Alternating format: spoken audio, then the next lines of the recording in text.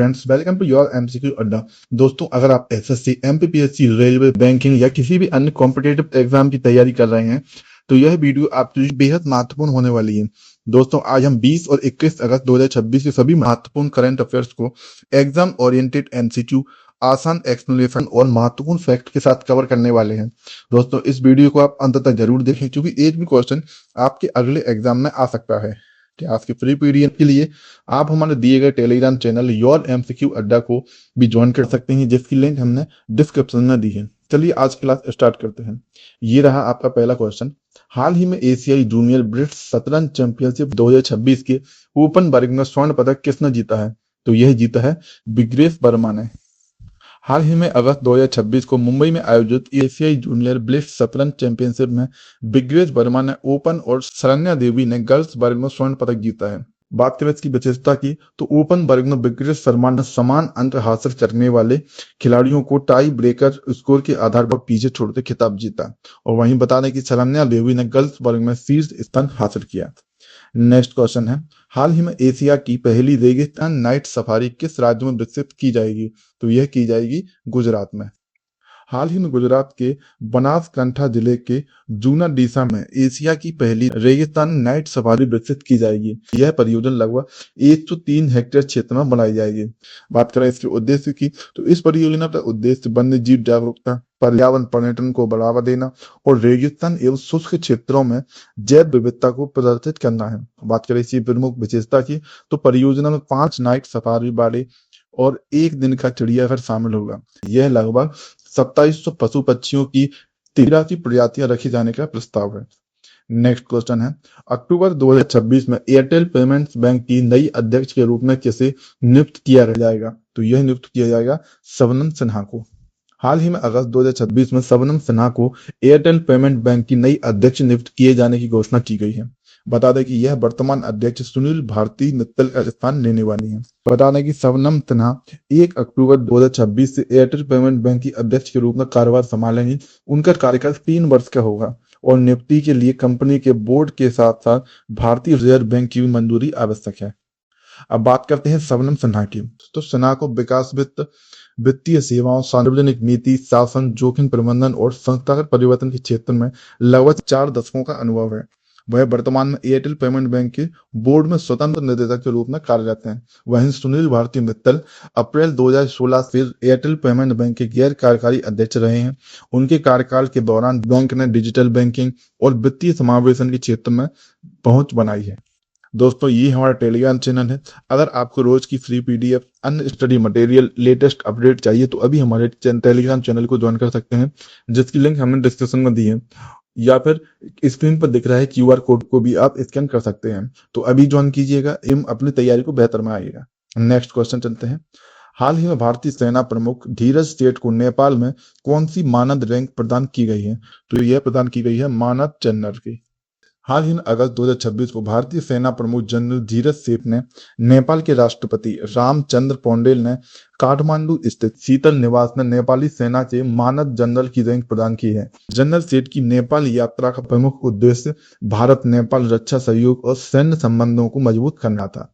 वहीं बात करें इसकी विशेषता की तो भारत और नेपाल के बीच एक दूसरे के सेना प्रमुखों को मानद जनरल रैंक देने की विशेष परंपरा सन 1950 से चली आ रही है। नेक्स्ट क्वेश्चन देखें। हाल ही में अगस्त 2026 में यूपीआई द्वारा संचालित भारत कतर धन प्रेषण सेवा किस शहर में शुरू की गई है? तो यह शुरू की गई है दोहा में। हाल ही में अगस्त 2026 में कतर की राजधानी दोहा में यूपीआई द्वारा संचालित कतर भारत धन प्रेषण सेवा शुरू की गई है। इसका उद्देश्य कतर से भारत में तेज, सुरक्षित और कम लागत वाली सीमा पर धनराशि भेजने की सुविधा देना है। यह सेवा कतर पोस्ट, भारत के डाक विभाग, यूपीयू इंटरकनेक्शन प्लेटफॉर्म और एनपीसी यानी इंटरनेशनल पेमेंट लिमिटेड की साझेदारी से विकसित की गई है। वहीं बता दें कि इस सेवा से कतर में रहने वाले भारतीयों के लिए भारत पैसा भेजना आसान और तेज बनाना है। वहीं बात करें इसकी विशेषता की, इस सेवा से ग्राहक 10 क्यूएआर से 4000 क्यूएआर तक का लेनदेन शुरू कर सकते हैं। प्रत्येक लेनदेन के लिए अधिकतम भारतीय राशि 1 लाख तक निर्धारित की गई है। नेक्स्ट क्वेश्चन है, हाल ही में अगस्त 2026 में लगातार दूसरे कार्यकाल के लिए जाम्बिया के राष्ट्रपति के रूप में किसे पुनः नियुक्त किया गया है? तो ये नियुक्त किया गया है हकाइंडे हिचिलेमा को। हाल ही में अगस्त 2026 को हुए आम चुनावों के बाद United party for national development के नेता हकाइंडे हिचिलेमा को जाम्बिया के राष्ट्रपति के रूप में लगातार दूसरे कार्यकाल के लिए पुनः नियुक्त किया गया है। बता दें कि जाम्बिया की राष्ट्रपति चुनाव प्रणाली में किसी भी उम्मीदवार को पहले दौर में जीतने के लिए वैध मतों के 50% प्लस 1 से अधिक वोट प्राप्त करना आवश्यक होता है। इसलिए बहुमत हासिल करने वाला उम्मीदवार दूसरे दौर से बच जाता है। नेक्स्ट क्वेश्चन है, हाल ही में 71 वर्ष की आयु में निधन हुए 3 बार राष्ट्रीय फिल्म पुरस्कार विजेता बंगाली फिल्म निर्माता कौन थे? तो ये है राजा सेन। हाल ही में राजा सेन का अगस्त 2026 को पश्चिम बंगाल के कोलकाता में 71 वर्ष की आयु में निधन हुआ है। उन्होंने अपने फिल्मी करियर की शुरुआत भित्ति चित्रों से की और बाद में बंगाली फीचर फिल्म में महत्वपूर्ण योगदान दिया। बता दें कि उनकी प्रमुख फिल्म धामू रही, जिसने उन्हें व्यापक पहचान दिलाई। बात करें इनकी विशेषता की, तो राजा सेन को 3 राष्ट्रीय फिल्म पुरस्कार प्राप्त हुए थे। उन्हें सुचित्रा मित्रा के लिए सर्वश्रेष्ठ कला सांस्कृतिक फिल्म, धामू के लिए सर्वश्रेष्ठ बाल फिल्म और आत्मीय स्वजन के लिए परिवार कल्याण पर सर्वश्रेष्ठ फिल्म का राष्ट्रीय पुरस्कार भी मिला है। नेक्स्ट क्वेश्चन है, हाल ही में तमिलनाडु ने तीसरी संतान के जन्म पर महिला सरकारी कर्मचारियों के लिए मातृत्व अवकाश कितने दिनों का करने की घोषणा की है? तो यह की है 365 दिन का। हाल ही में तमिलनाडु सरकार ने तीसरी संतान को जन्म देने वाली महिला सरकारी कर्मचारियों के लिए मातृत्व अवकाश 12 सप्ताह से बढ़ाकर 365 दिन करने की घोषणा की है। इस निर्णय की घोषणा मानव संसाधन प्रबंधन मंत्री बी शरद कुमार ने की है। बता दें कि नई व्यवस्था के कार्यान्वयन के लिए सरकार द्वारा जल्द ही सरकारी आदेश भी जारी किए जाएंगे। बात करें इसके उद्देश्य की, इस निर्णय का उद्देश्य महिला सशक्तिकरण और सामाजिक कल्याण को बढ़ावा देना है। बात करें इससे विशेष, तमिलनाडु में मातृत्व अवकाश की अवधि को समय समय पर बढ़ाया गया है। जैसे 2011 में 90 वर्ष से 6 महीने, 2016 में इसे 9 महीने किया गया और जुलाई 2021 में 2 से कम जीवित बच्चों वाली महिला सरकारी कर्मचारियों के लिए इसे 365 किया गया था। और अब वर्तमान में 2026 में तीसरी संतान के लिए भी अवकाश को 12 सप्ताह से बढ़ाकर 365 करने की घोषणा भी की गई है।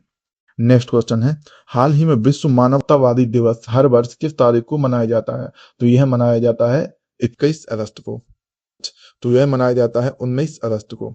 हाल ही में विश्व मानवतावादी दिवस हर वर्ष 19 अगस्त को मनाया जाता है। यह मानवतावादी कर्मियों और अंतर्राष्ट्रीय मानवीय कानूनों की सुरक्षा के महत्व को भी रेखांकित करता है। बात करें इस दिवस के प्रमुख उद्देश्य की, तो दुनिया भर में मानवीय सहायता के महत्व के प्रति जागरूकता बढ़ाना है।